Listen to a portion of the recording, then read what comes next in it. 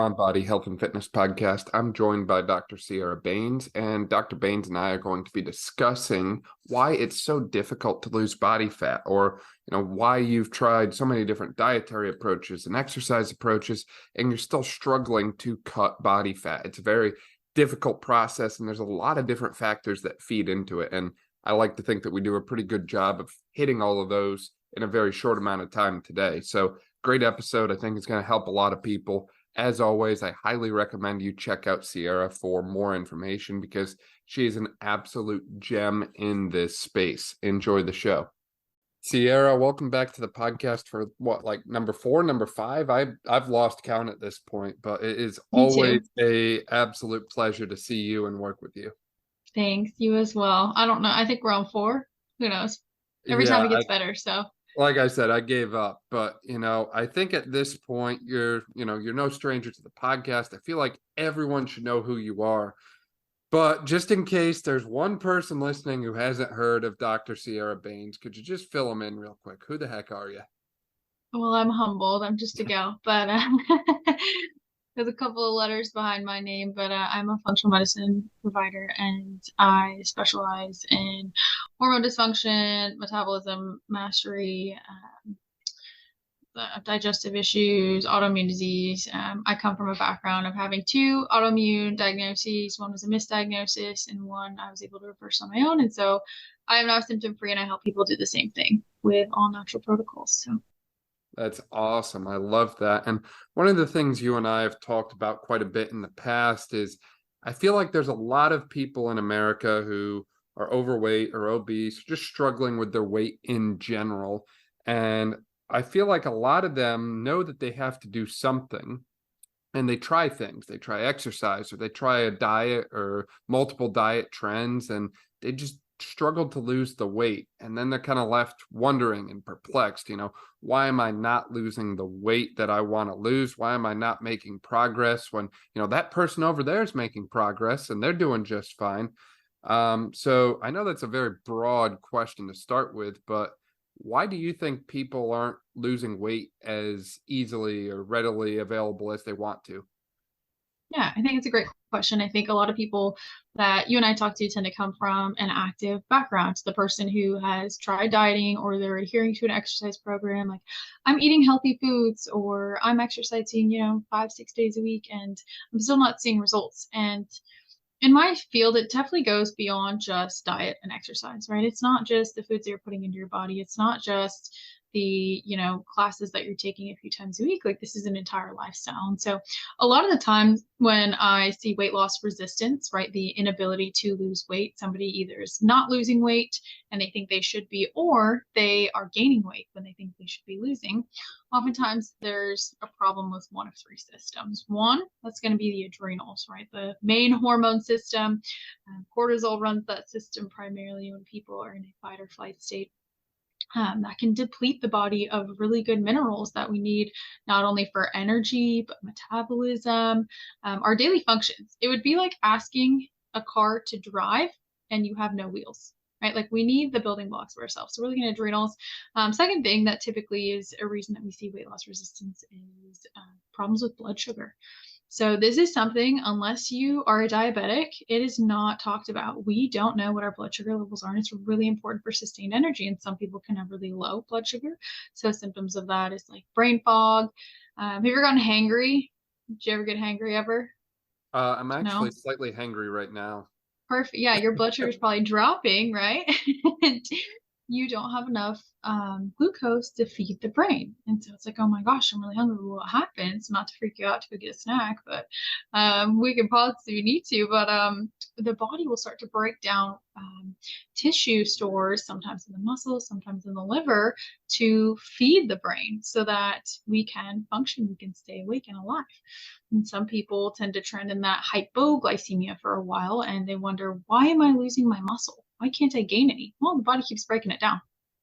And the other end of that is more of an insulin resistance, which is typically looks like can come from hyperglycemia, right? A lot of blood glucose in the system. And that can be for a variety of reasons. Caffeine, alcohol, both influence this, processed foods, the typical American diet, but even a stressed out system can influence this. So when we see that, the body doesn't respond as well to put glucose all over the body, and we tend to see weight gain happen a lot faster. So both hyper and hypo, not fun to have, and it's something that we need to sustain and make sure that we're regular. And then finally, thyroid. That's a big hot word, hypothyroid. Do people really know what that means, right? When the thyroid is under functioning, okay, weight loss hinges on the success of the thyroid and the ability for free thyroid hormone to be in the body. Well, oftentimes we'll either see hypothyroid in the form of a primary hypothyroidism, okay, TSH is high and the free markers are low, or your blood work could actually be normal as far as a standard American panel goes. Just TSH looks normal, looks good, doc's like nothing's wrong, but you're like, but I'm still cold, or I'm still gaining weight, or my hair is falling out, right? I'm like, well, my blood work's normal. Why am I still experiencing these symptoms? Well, we probably didn't do a full thyroid panel, but whatever. There's the free thyroid hormones tend to be pretty low and we're under functioning. And that's the reason we see weight gain. So I typically examine all three of these. I actually created a blood panel to look at all three of them because it is so crucial to understand why your metabolism might be slow. So you mean to tell me this is a little more than just calories in and calories out, really? But I saw on the TV that, I can eat whatever I want as long as it's below a certain calorie count. And I feel like what I just mentioned is the belief of so many people. And unfortunately, that's not the case. It's a lot more complicated than this. I think we try to simplify things, and that's great, but this is a very complicated issue. As you just mentioned, the processed foods, the type of food you're eating, all of these things are going to have a drastic difference in the impact they have on your body and subsequently your ability to lose weight. So if I'm trying to lose weight, I'm assuming that's in the context of burning fat. Maybe you don't care as long as the number on the scale goes down, but most people want to get rid of body fat. And if I want to get rid of body fat and I'm going to stick to, what's the average, 2,000 calorie diet, 2,000 calories of potato chips and Twinkies are going to have a much different impact on my body than 2,000 calories of vegetables and lean meats. And I think that's often missed. And I would imagine, from your knowledge on the endocrine system especially, that the impact those have carry beyond just, a micronutrient and overall calorie quality, I would say, into more of a effect that they have on your body's own ability to produce the hormones that it needs as well.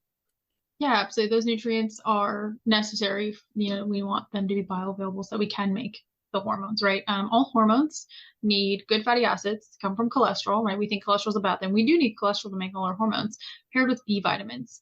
And because of our environment, a lot of the times our B receptors can be blocked. And so it can be very difficult to make sure that we're getting enough B vitamins. And so supplementation of B vitamins, supplementation of fish oil is usually a pretty good thing for people in order to increase hormone production.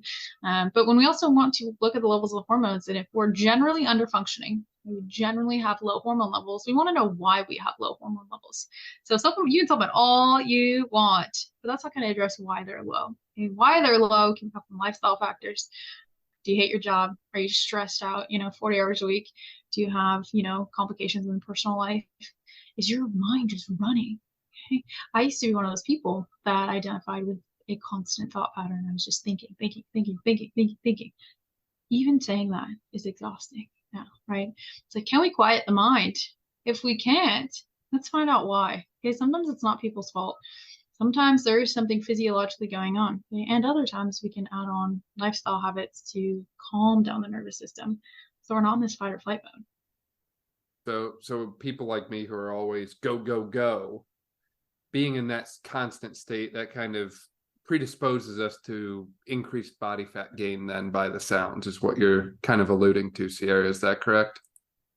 I would say there's a correlation with somebody that's stuck in a sympathetic state and a under functioning adrenal system, which can lead to weight gain. Now, I see it more often in women than men for a variety of reasons, usually commonalities in medication uses, common commonalities and environmental toxins, women tend to be exposed to a little bit more, and men tend to be able to handle a little bit more. And that's just how it is. However, yeah, I would say, if you aren't finding that space, that quiet, right, eventually it's going to catch up to you. And so people will say, oh, I just turned 40 and I couldn't lose weight anymore, or oh, my metabolism just stopped at the age of 40. It's like turning 40 wasn't what caught up with you. What caught up with you is your habits over time, and the body just couldn't continue to run at that 110%. It's so funny the timing of this and you bringing this up now, because I was looking back at my numbers, and when I was in college, I was chilling at about 5 to 6% body fat, and those were the days. Unfortunately, I'm sitting around 9 to 10% right now, which that might not sound like anything, crazy or anything to be concerned about, but that's about double where I was just a few years ago. And it kind of made me realize, like, maybe that all gas, no brakes mentality that I'm kind of known for, maybe it's not always the best thing. And I actually started to put little limits on myself, and I'm not seeing patients before a certain time in the day or after a certain time in the day, unless it's like a very special request type thing, trying to limit how much I put in, because I've noticed that my own health occasionally starts to slip a little bit in response to that kind of mentality. And I think it's interesting because when it comes to a topic like weight management or fat loss or whatever term you want to call it, I feel like we're always told we need to do more, or less, in the sense of less food, less calories, more exercise, more activity, just do more and eat less. And all of a sudden, everything's going to even itself out. And as we've been discussing so far, that just creates a very frustrating situation by the sound, because if you're adding more to a system that's already overtaxed, I mean, that's like throwing water on top of a sinking boat. It's just going to sink a little bit quicker, unfortunately. Yeah, and I'd ask you, do you think your stress levels have increased in the last few years? I would say yes, but also no for myself. Coming out of school, definitely a stressful time for me. I'm now at the point in life where I'm literally going day by day. I used to be the guy that always needed a plan, always needed to know what the next year, the next 5 years was going to be bringing. As you can tell by today, I don't even know what the next 5 hours are going to bring me. So I've learned to really let go and be a little bit more present, I would say. Yeah, and I think there's a piece that comes with that. The reason I ask is a lot of the times when people show up with symptoms and you talk to a doctor or something, they're like, oh, stop stressing. You're just stressed. Well, nobody ever explains what that means, right? We're stressed, sure. What does that mean? And stressors on the body deplete energy. So if you ever notice you travel a lot, or people, start to get sick around finals time, right? We're under immense amount of stress, and the body takes away energy from the immune system, from digestion, whatever, to be able to function in this fight or flight mode. What also can happen is in that fight or flight mode, the hormone cortisol, right, the stress hormone that everybody knows, it starts to stimulate fat cells to grow. Okay, people aren't really familiar with this, but especially at the area of the vital organs, right? Your visceral fat, which tends to be that stubborn belly fat, right? It's a protective mechanism. So when we see these patterns of, oh my gosh, I have this stubborn belly fat and I don't know if, fat deposits anywhere else, I look at something like weight loss resistance coming from excess cortisol being released. That doesn't mean you have high cortisol. It just means that you're releasing a lot of it, and your body feels the need to protect your precious organs, your liver, your stomach, your reproductive area, all of them. And I would imagine at one point that was probably an advantage to have that happen from an evolutionary standpoint. But now in the 21st century, when we're not constantly fighting saber-toothed tigers, that's not necessarily an advantage to us to be able to have that protective layer of, well, adipose tissue there. So what can we do about that? What can we do for someone who's, stuck in that state of heightened cortisol response, I'll say? Is there any hope for them, Sierra? Lots of hope. Nobody has to give up hope. It's just a choice. It's a choice to make changes in the lifestyle and seek out answers. And a lot of the times, if you're not sick enough, you won't get a great answer in standard American medicine, and that's okay. But there are other avenues, and so I like to look at diet first, right? Nutrition. Okay, are there areas of stress in our lifestyle? Are we eating a ton of junk? Really simple swaps to just decrease the inflammation in the body, right? You don't even need to necessarily eat all the good stuff. You just need to stop eating the bad stuff. That alone is huge. Somebody that has trends in blood sugar instability may benefit from eating more often, right? Every couple hours instead of, you know, um, skipping breakfast. That's a big one, right? A lot of people will skip breakfast and just go straight for their coffee. Well, when you wake up in the mornings, your cortisol are already at the highest for the day. Now you want to add caffeine into that, we're going to just bump it up even more. Well, then you crash in the afternoon because there's not a lot left. We're just fatigued the whole day. Well, then what happens? Well, we have that afternoon little bump of another coffee. Right? Well, now you're just running on fumes. I want to go to the gym. I'm going to have an energy drink, right? By the time you get to bed, you're exhausted, and the only way you could function the next day is to do the same thing. So start there, right? Food before coffee is always what I tell people. Second, how are we sleeping well? Okay, the only way to actually restore your body is to be able to get in the parasympathetic state, the rest and digest system. Well, are we getting 8 to 9 hours of sleep a night? Okay, the most restorative hours are before midnight. So get to bed early, right? If you're sleeping the entire 8 hours, get to bed earlier. Let the organs have time to restore and then wake up. Are we exercising too little or too much? Both of those have an effect on our adrenals, right? We want to make sure we're moving every day. We want daily movement for lymphatic flow, get detox our system appropriately. But some people overdo it. There's extreme sports, or even if we're training 5 or 6 days a week and it's not the right modality, that can stress out our system too. Are we in an environment that's stressful?